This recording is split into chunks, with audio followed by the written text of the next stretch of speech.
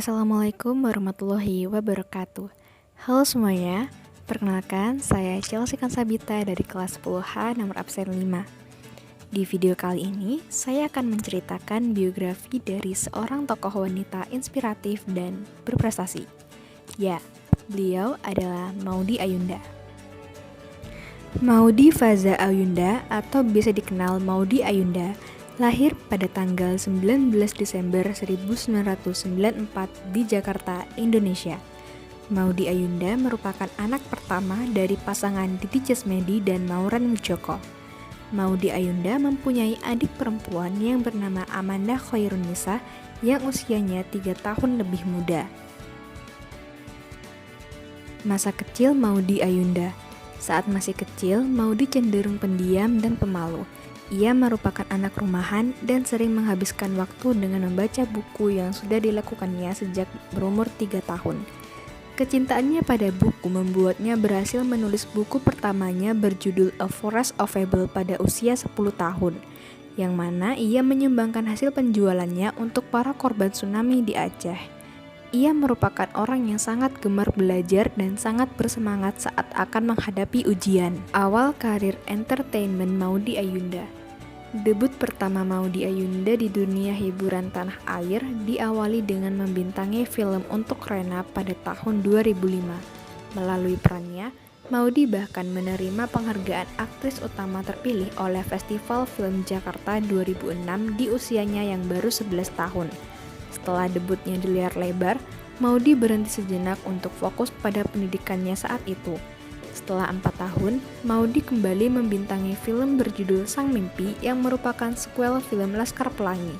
Sejak saat itu, Maudy terus menunjukkan kebolehannya dalam berakting di film-film populer seperti Habibie dan Ainun 3 dan sebagainya. Tak hanya berakting, Maudy debut sebagai penyanyi dengan merilis album pertamanya pada tahun 2011.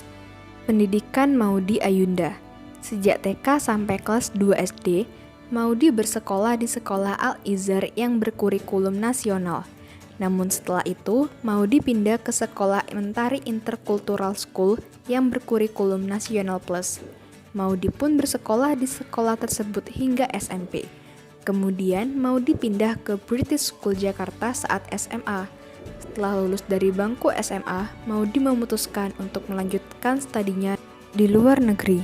Ia pun mendaftar dan berhasil diterima di beberapa universitas terbaik di dunia.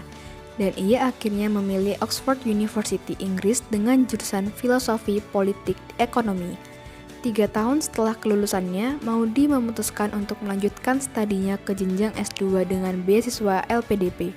Ia kembali berhasil diterima di 2 universitas terbaik dunia, Stanford University dan Harvard University. Dan akhirnya memilih Stanford dengan mengambil 2 jurusan. Ia mengambil Joint Degree Program yang merupakan kombinasi 2 gelar pascasarjana yang dapat diambil mahasiswa secara bersamaan.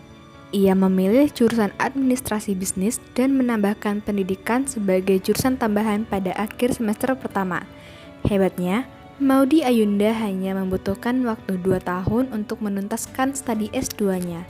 Kini terdapat 3 gelar yang melengkapi namanya menjadi Ayunda Faza Maudy, BA, MA, MBA. Kehidupan Maudy Ayunda yang terlihat sempurna, cantik, muda, berbakat, dan berprestasi merupakan kata yang sangat menggambarkan Maudy Ayunda. Kehidupan dan karirnya yang terlihat sempurna membuat banyak orang mengaguminya. Namun, tidak semua orang memberikan tanggapan yang positif terhadap prestasinya.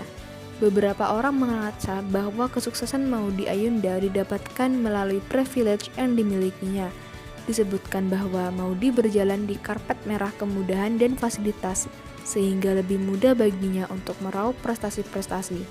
Namun, kepintarannya untuk menempatkan diri dan memanfaatkan segala dukungan, kerja keras serta kegigihannya merupakan faktor dari keberhasilannya sekarang. Ia mengatakan bahwa hak istimewa bisa membutakan atau membuka mata. Pilihan ada di tangan kita. Maka dari itu, kisah kehidupannya yang terlihat sempurna ternyata memiliki banyak cerita di baliknya.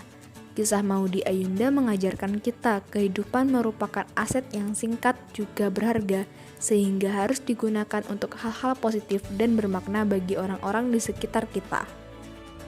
Sekian dari saya, terima kasih. Wassalamualaikum warahmatullahi wabarakatuh.